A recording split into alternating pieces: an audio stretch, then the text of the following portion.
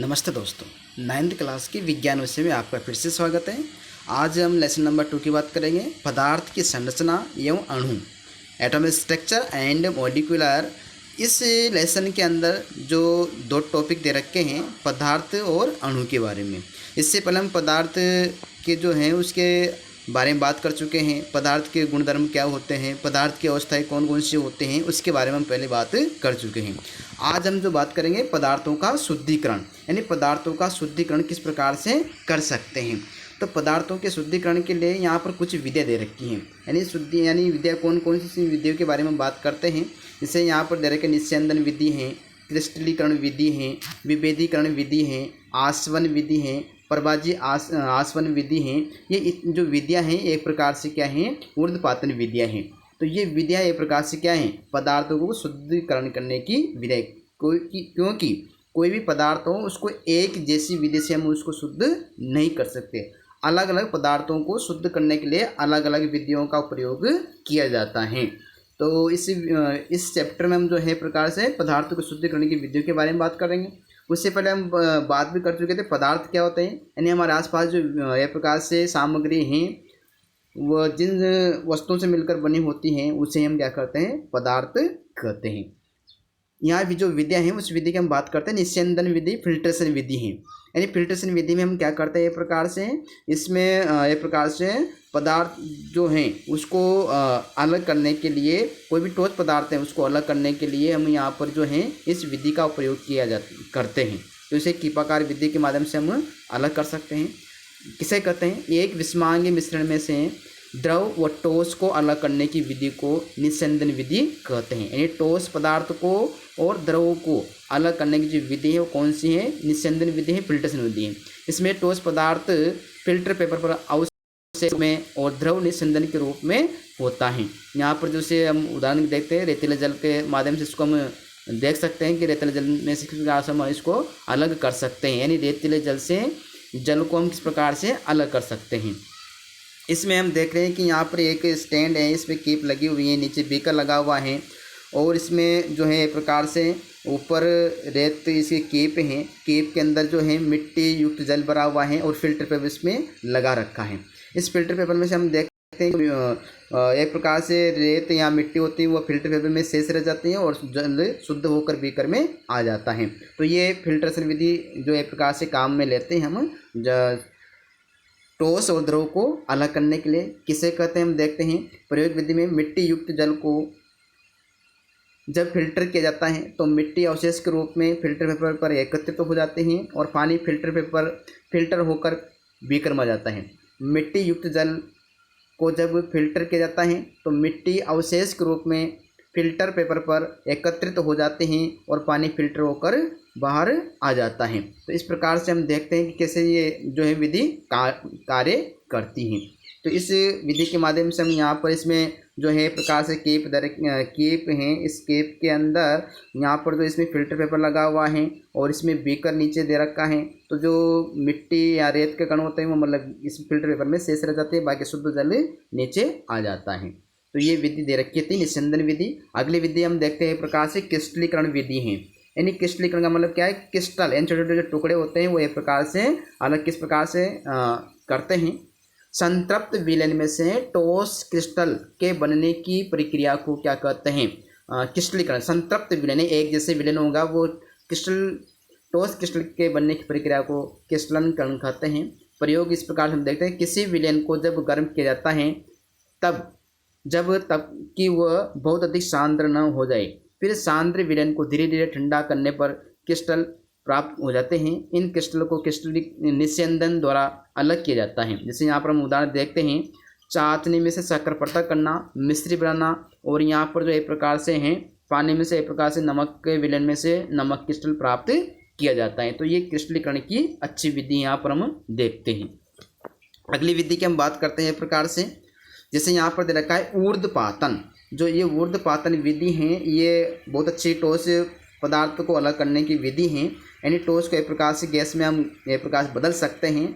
तो यहाँ पर हम देखते हैं कुछ ठोस पदार्थ गर्म करने पर बिना द्रव में परिवर्तित हुए सीधे गैस में बदल जाते हैं। जो ठोस पदार्थ होते हैं, ठोस पदार्थ की एक प्रकार किस में बदलेगा, द्रव में, लेकिन द्रव में न बदलकर किस में बदल जाते हैं, गैस में बदल जाते हैं, तथा गैस बिना द्रव में बदले हुए ठोस में बदल जाते हैं। पदार्थ के इस गुण को ऊर्ध्वपातन कहते हैं। यानी ठोस पदार्थ से सीधे एक प्रकार से गैस में बदलना, ये ऊर्ध्वपातन कहलाता है। तो यहाँ पर हम जैसे इसके उदाहरण दे रखे हैं किस प्रकार से कौन कौन से पदार्थ होते हैं जिसको हम अलग कर सकते हैं। जैसे आयोडीन है, नौशादर है, नेप्थलीन आदि एक प्रकार से क्या है, ये ऊर्ध्वपातन के अच्छे यहाँ पर दे रखे हैं, विधि हैं। जैसे हम इस डायग्राम में देखते हैं, यहाँ पर एक उल्टी कीप लगा रखी है, इसके अग्र सिरे पर एक प्रकार से रुई लगा रखी है, कीप है ये, और इसमें एक प्रकार अमोनियम क्लोराइड है। और यहाँ पर जो प्याली लेते हैं, इस प्याली के अंदर एक प्रकार से मिश्रण बढ़ते हैं, कौन सा, अमोनियम क्लोराइड की, जो यहाँ पर इसमें वाष्प बनती है, तो वाष्प इसके मतलब जो है इसमें चिपक जाती है कीप के अंदर। और जैसे गर्म करते तो गर्म करने पर ये प्रकार से, जैसे कपूर गर्म करेंगे एक प्रकार से गैस में बनता है, उसी प्रकार से यहाँ ऊर्ध्वपातन करते हैं तो अमोनियम क्लोराइड का होता है। तो जैसे यहाँ पर रुई इसके अग्र सिरे पर लगा देते हैं, रुई लगाने पर इसमें केप में एक प्रकार इसके वाष्प बनते हैं और यहाँ पर एकत्र हो जाते हैं, फिर इसको हटाकर एक प्रकार इसको प्राप्त कर ले जाते हैं। तो ये ऊर्ध्वपातन की एक अच्छी जो विधि है, यहाँ पर हम इसको पदार्थ को अलग कर सकते हैं, पृथक कर सकते हैं। जैसे इसमें दे रखा है कि कैसे क्या होती हैं प्रयोग विधि हैं। प्रयोग विधि में हम देखते हैं, चीनी की प्याली में अमोनियम क्लोराइड लिया जाता है, इसके ऊपर केप उल्टा रख केप के पतले सिरे पर रुई लगा दी जाती हैं, जिसे चित्र में दे रखा है उसी प्रकार से हम देखते हैं। चीनी की प्याली को धीरे धीरे गर्म किया जाता है तो अमोनियम क्लोराइड बिना द्रव में बदले वाष्प में बदल जाता है तथा यह वाष्प ठंडे होकर पुनः ठोस में बदल जाती है। तो इस प्रकार से ये विधि दे रखी है ऊर्ध्वपातन वाली। अगली विधि की हम बात करते हैं, विभेदी निष्कर्षण है, डिफरेंटेशन। यहाँ पर जो विधि है इसमें हम देखते हैं किस प्रकार से हम करते हैं। तो यहाँ पर जो है इस विधि में हम देखते हैं विभेदी, यानी एक प्रकार से विभेद का मतलब यहाँ पर दो एक प्रकार अघुलनशील द्रव होते हैं, उसको पृथक करने की ये अच्छी विधि है। इसलिए इसको पृथक करने के लिए यहाँ पर जो है विधि का प्रयोग करते हैं वह है विभेदी निष्कर्षण। दो अघुलनशील द्रवों को पृथक्करण कीप द्वारा पृथक करने की विधि को विभेदी निष्कर्षण विधि कहते हैं। जैसे यहाँ पर दे रखा है किस इस विधि में मतलब किस किस का एक प्रकार पृथक्करण कर सकते हैं। तेल और जल अघुलनशील द्रव हैं, इनके मिश्रण को पृथक करने के लिए यह प्रकार से यहाँ पर जो है पृथक्कारी कीप द्वारा इसको अलग किया जाता है। जो ये विधि है प्रकार से, तब इसमें हम देखते हैं इस जो है डायग्राम हम देख रहे हैं कि यहाँ पर एक कीप है, इसमें पृथक्कारी कीप इसमें दे रखी हैं, उसी प्रकार इसके अंदर तेल भरा हुआ है, उसी प्रकार यहाँ पर इसको स्टैंड में लगा रखा है, स्ट्रोक कीप है, इसके माध्यम से इसको धीरे धीरे निकाल दो और जल यहाँ पर दे रखा है। तो इसके अंदर यहाँ पर जो है पृथक्कारी कीप के अंदर जल और तेल का इसके अंदर मिश्रण रहता है, इसको अलग करते हैं। तो एक प्रकार से स्ट्रोक कीप के माध्यम से धीरे धीरे करके जल नीचे बीकर में एकत्र हो जाता है और ऊपर जो है तेल शेष से रह जाता है। तो ये एक अच्छी विधि है विधि के निष्कर्षण की। हम देखते हैं कि इस प्रकार विधि में क्या होता है। पानी जो इसमें दे रखा है, पानी और तेल के मिश्रण को एक पृथक्कारी कीप में डालते हैं, कुछ समय इसे बिना हिलाए रख देते हैं, यानी एक प्रकार साधारण उसको रखते हैं ताकि दोनों द्रव्य आपस में न मिले। तो दोनों द्रवों की पृथक परतें बन जाती हैं। फिर पृथक्कारी कीप के स्टॉक कोर्क को खोलकर सावधानीपूर्वक पहले भारी द्रव यानी जल, फिर हल्का द्रव यानी तेल प्राप्त कर लेते हैं। तो ये एक प्रकार से अच्छी विधि है, विधिकरण की विधि है। यहाँ पर अगली विधि की हम बात करते हैं, एक प्रकार से कौन सी विधि है, आसवन विधि।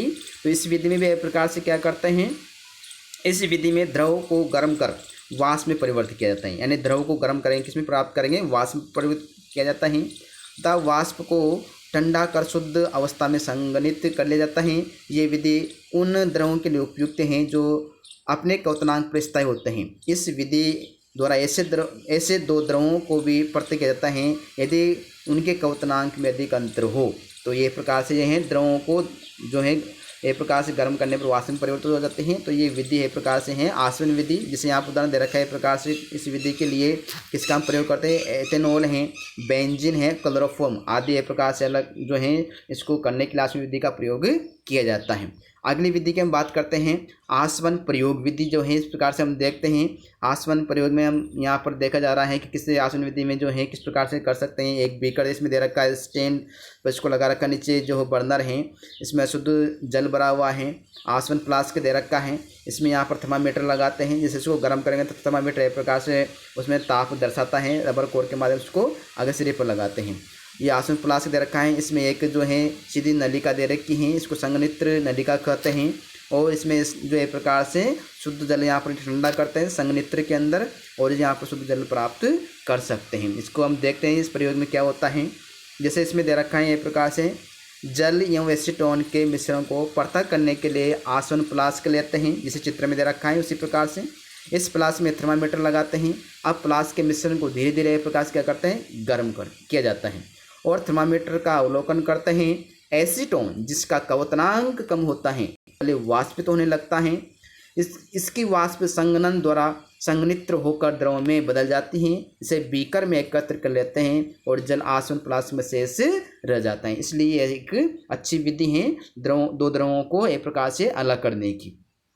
अगली विधि की हम बात करते हैं प्रकार से प्रवाजी आसवन विधि।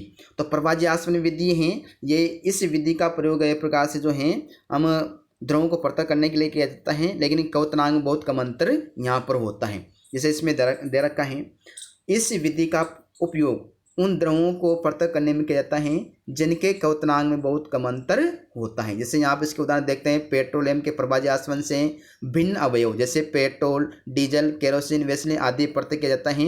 ये एक अच्छी विधि है, और वायु से भी एक प्रकार से हम क्या कर सकते हैं, विभिन्न गैसों का पृथक्करण कर सकते हैं। तो ये एक अच्छी विधि मानी गई है। जिसे हम देखते हैं इसमें यहाँ पर जो है इस डायग्राम में बता रखा है, आसवन फ्लास्क दे रखा है, इसको गर्म करते हैं मोमबत्ती के माध्यम से, थर्मामीटर के अगर सिरे पर दे रखा है, प्रवाजी स्तंभ दे रखा है, और जल संघनन इसमें दे रखा है। इस विधि में क्या होता है इसके बारे में देखते हैं। यहाँ पर प्रयोग विधि हम देखते हैं कि जैसे यहाँ पर है प्रवाजी आसवन उपकरण में प्रवाजी स्तंभ का प्रयोग किया जाता है, जिस चित्र में दे रखा है उस हिसाब से। प्रवाजी स्तंभ एक लंबी नली होती है जिसमें वाष्प के ऊपर तथा द्रव के नीचे आने के रास्ते में रुकावट यानी कांच के टुकड़े आदि होते हैं। प्रवाजी स्तंभ में शीतलन द्रव मिश्रण को गर्म करने पर अधिक वाष्पशील द्रव की वाष्प प्रवाजी स्तंभ में ऊपर उठती हैं तथा संघनित हो जाती हैं, संघनित हो ग्राही फ्लास्क में एकत्रित हो जाते हैं। इस समय कम वाष्पशील द्रव की वाष्प भी प्रवाजी स्तंभ में ऊपर उठती हैं, परंतु रुकावटों के कारण यही संघनित हो फ्लास्क में वापस आ जाते हैं। इस प्रकार ग्राही में प्राप्त द्रव में अधिक वाष्पशील द्रव की मात्रा अधिक होती है। बार बार यही प्रक्रिया दोहराने पर दो द्रवों को पृथक किया जा सकता है, इसलिए ये प्रवाजी आसवन विधि अच्छी विधि मानी गई है। तो आज हमने एक प्रकार से बात करी थी किसकी, पदार्थों को जो होते हैं उन पदार्थों को अलग करने की कौन कौन सी विधियां हैं। अगले वीडियो में हम इसके अगले कुछ पॉइंट के बारे में बात करते हैं।